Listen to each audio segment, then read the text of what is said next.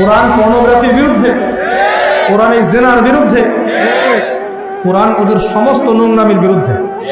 এই কারণেই কোরআনের সাথে এত শত্রুতা। ওরা সারা বিশ্ব জুড়ে চুরি আর ডাকাতি করছে, কোরআন তার বিরুদ্ধে। সারা বিশ্ব জুড়ে শিরক ছড়িয়ে দিচ্ছে, কোরআন তার বিরুদ্ধে।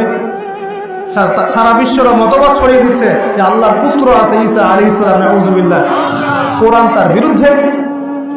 তারা মুহাম্মদ সাল্লাল্লাহু আলাইহি ওয়াসাল্লাম এবং তার সুন্নতকে অস্বীকার করে, কোরআন তার পক্ষে। কোরআনে বলা হচ্ছে যে আল্লাহর জমিনে আল্লাহ পাকের দিনকে প্রতিষ্ঠা করতে হবে, ওরা তার বিপক্ষে। এই সমস্ত কারণে ওরা কোরআনকে জ্বালিয়ে দিতে চায়। এখন কোরআনে কখনো বলা আছে নিরপরাধ কোনো মানুষকে হত্যা করতে হবে? এইরকম একটা কিতাবকে তারা কেন পড়াচ্ছে? এই শুনে কতগুলো ওয়াজ মাহফিল শুনছেন, কয়টা প্রশ্ন শুনেছেন? সমস্যা আমাদের মধ্যেও, সমস্যা আপনাদের মধ্যেও, সমস্যা অডিয়েন্সের মধ্যেও, সমস্যা যে স্পিচ দিচ্ছে তার মধ্যেও।